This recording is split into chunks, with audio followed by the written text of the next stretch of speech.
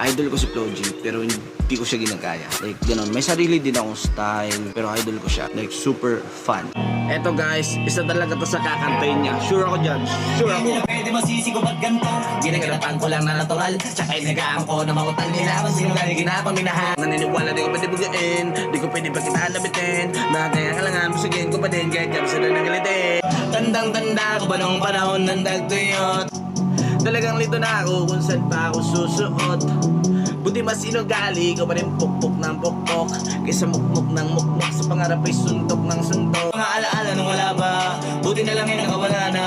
Ngayon pag-usapan may nabalayas ako sa kasama na di pwede mawala ba? Kung pikin ang tarasa, kailangan ba papaalala ba ulit na pag kami ni Sasan na connecta? Wer pa, meron na namang panibagong meta, di man kami madalas umentra.